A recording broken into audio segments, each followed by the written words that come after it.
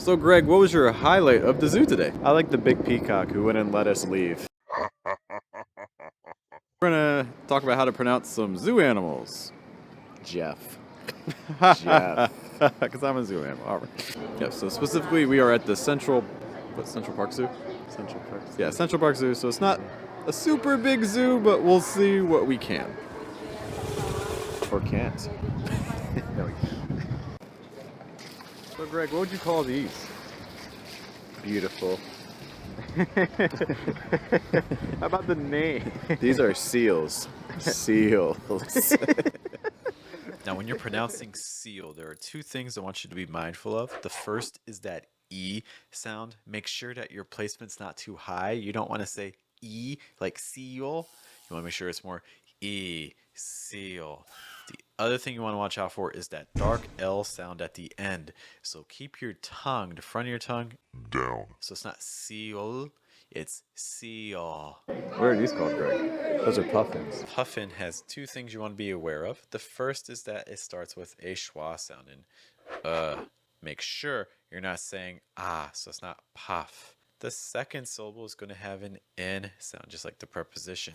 Make sure that your short I stays a short I and doesn't become E, so it's not puffin, it's puffin. Wait, let me put my mud on. How do you pronounce these, Greg? These are bears. Specifically, grizzly bear. A rated beehive tells us bears have been eating bees. In their larvae. Grizzly, that first part is that short I sound. Make sure you're not saying grease. You also want to make sure it's an E sound with, again, that low placement. So it's not grizzly, it's grizzly. Bear, you want to make sure that the air sound, especially that A before that R, is strong enough.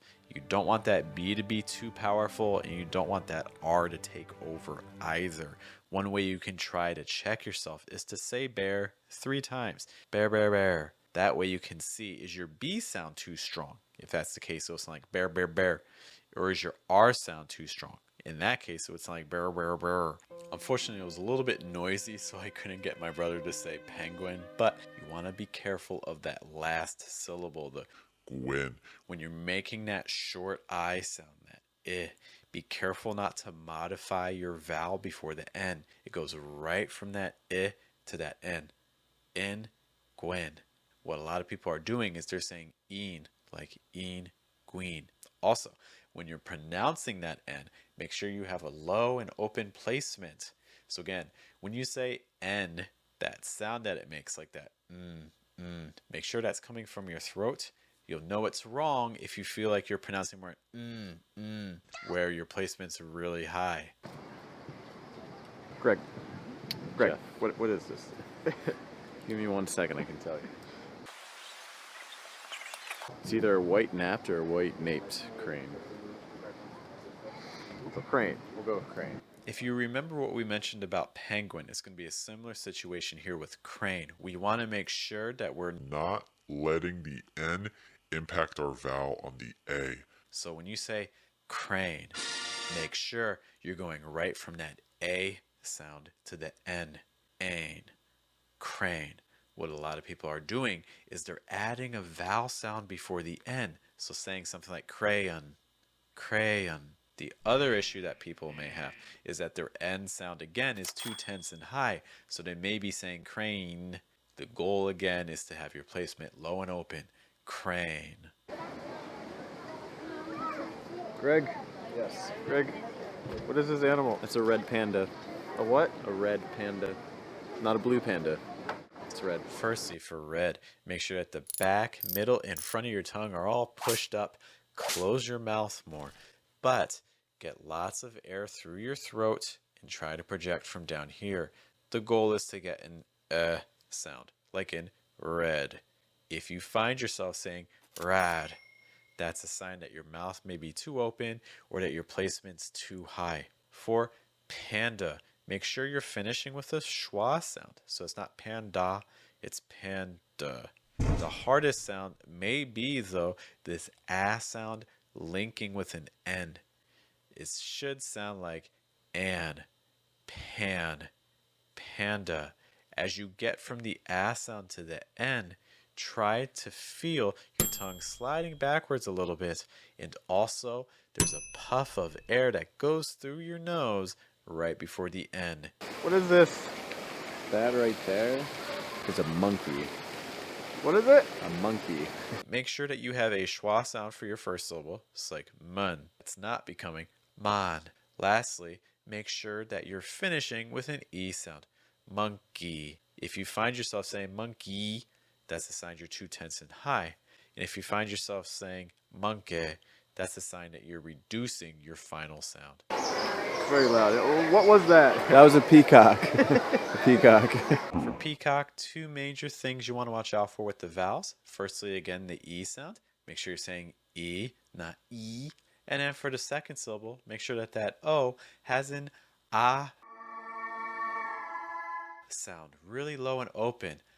Ah. Greg, Yeah. what are those?